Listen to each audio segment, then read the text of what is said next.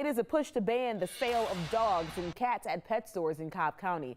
11 Alive's Shanu Hurd was at the Board of Commissioners meeting tonight, where it was a room packed with people with a lot to say about this issue.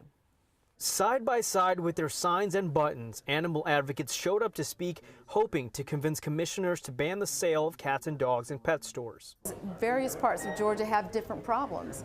For example, in rural parts of Georgia, there are a lot of puppy mills. Claudine Wilkins is an attorney who works as an animal welfare advocate. She says this is a local issue Cobb County needs to address. I do believe local jurisdictions should have some say over what happens and how they treat animals in their locality.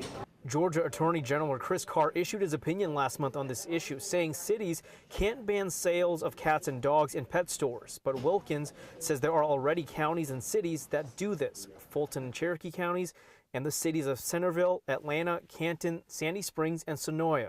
Advocate Meredith Blanchard says the board needs to consider the implications of allowing the sales of cats and dogs. Those implications are for animals, they're for community and public health, and they're for consumers. That Wilkins says she thinks the board won't sit still with this issue. I think there's so many advocates pushing for this that something's going to happen. We are told the board intends on withdrawing the proposed ban from its code amendment package.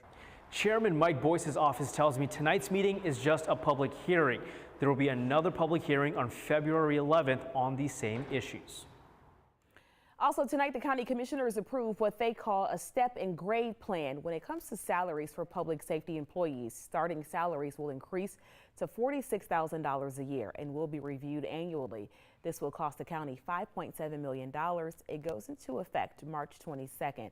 As part of the 2020 budget that was approved last summer, public safety employees received a 7% pay increase.